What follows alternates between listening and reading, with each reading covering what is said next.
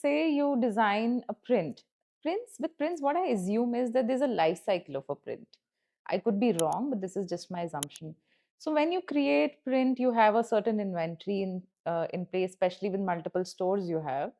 How do you make sure that it works out? Because otherwise you'll end up sitting on a dead inventory. Because returns are one of the major problems in apparel industry today, especially like a lot of people even in the other podcasts where they build commodity businesses, they really focus on the percentage of returns, so they try to work out a lot of other things so that they can minimize it. Does it also happen in a premium brand?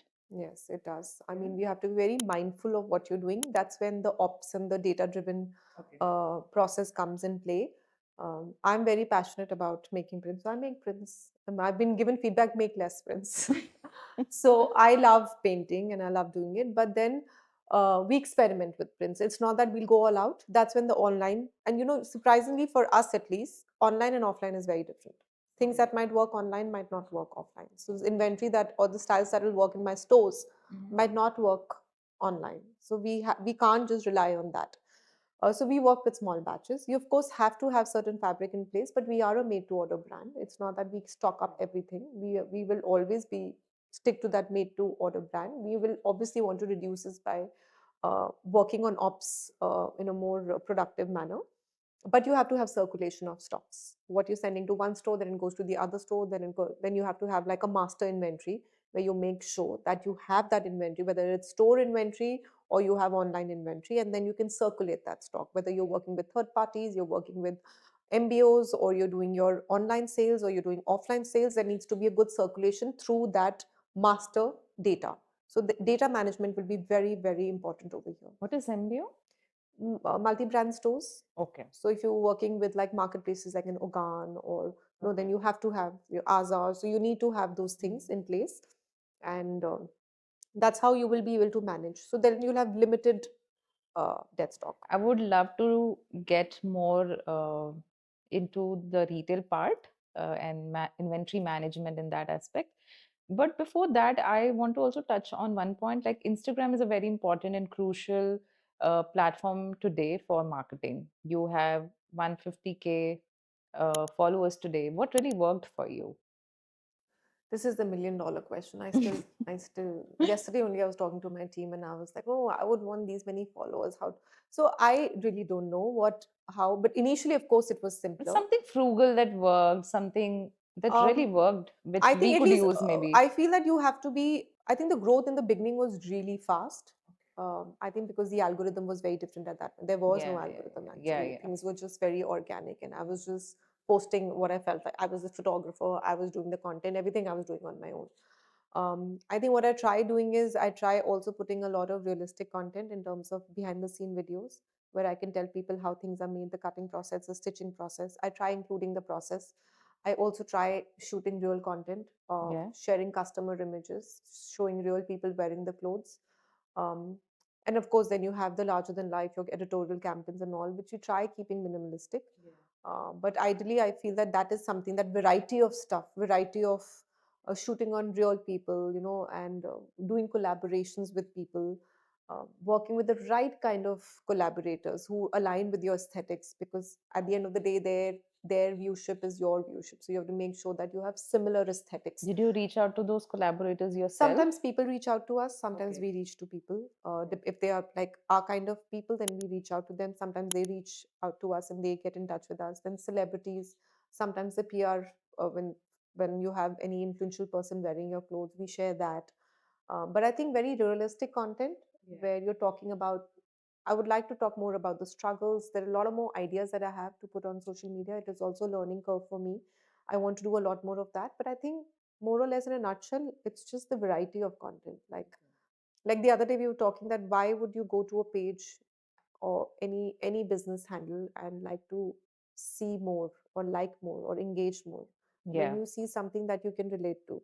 Otherwise, you see something and you may like it, but you will not press the like button, or either it has an aspirational value, or it's very relatable, or it's something that's just like, I think when it's just larger than life, sometimes you just see and you just let it go. But if it's aspirational, you want to be like that, then you want to engage, or something that is very Relatable. relatable. Like if Yeah. you experience something and you feel, okay, I know I can relate with it, then you want to comment. So I think that kind of content in today's world works better, in my understanding. Yeah, because I've also gone through studies and I've realized that the number of people who used to like posts way down. And now, anyway, the algorithm works on shares and saves. I have given up on Instagram algorithm.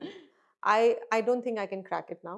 Mhm. So I'm just trying to figure out that it makes sense to me to be like more transparent, to talk to work with like real content, and Yeah, talk a little bit about the founder series, talk a little bit about how things happen.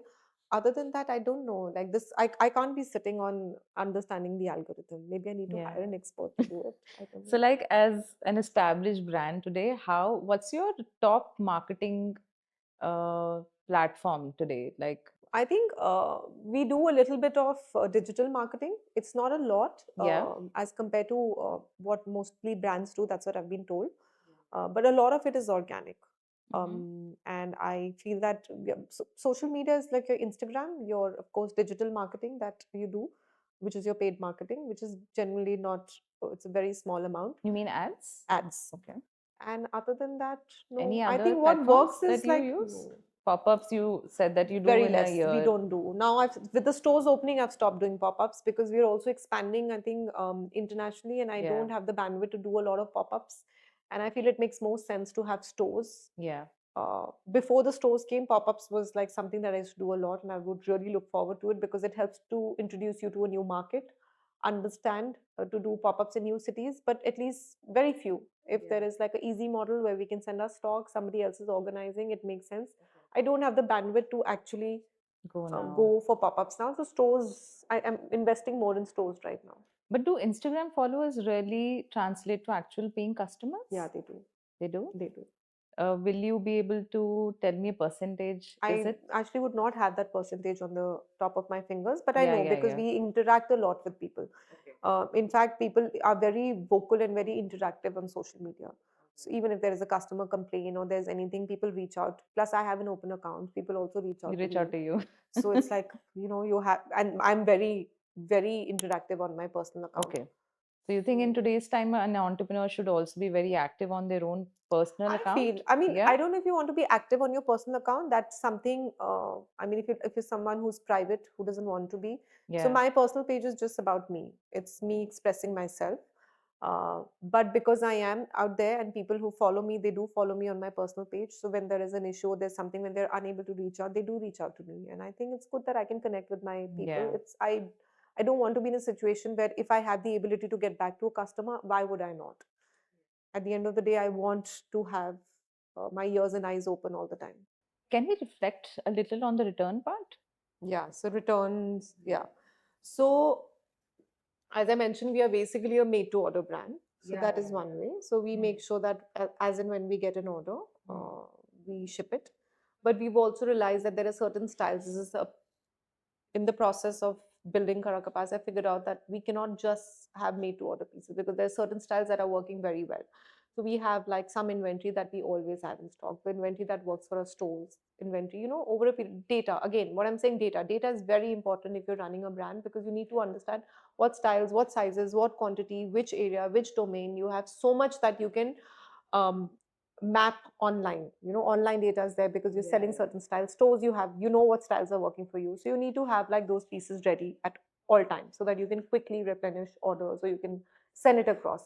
So that is something that we always keep in mind, that we have good, fast bestsellers in stock that can work in all stores.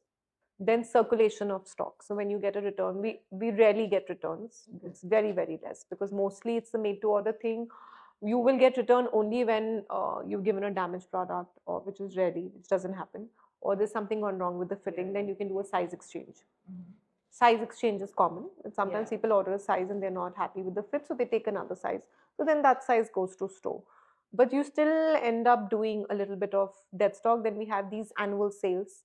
So during that, we have that data. So it's easy for us to like just get those pieces out during the sale season, circulate it between stores.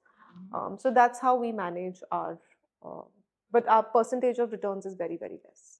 And why is that? Like, do you think it's the fit Made or to order.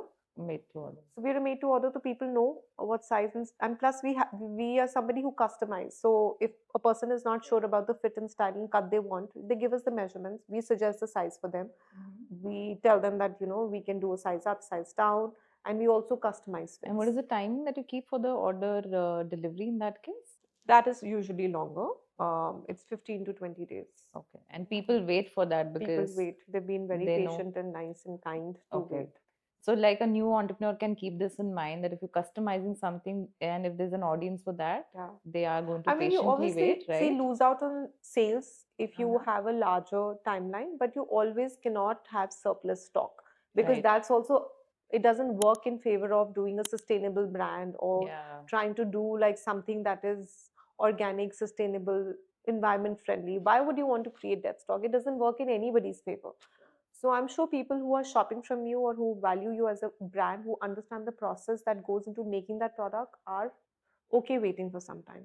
So, any tips on made to order? Like, if someone has to do this, You uh, can simply have it in your policies that you don't want to be you need to have an in-house production system. So yeah, we've yeah, always been completely in-house, 100%. We don't outsource anything. We do everything in-house. So we have tight control over production.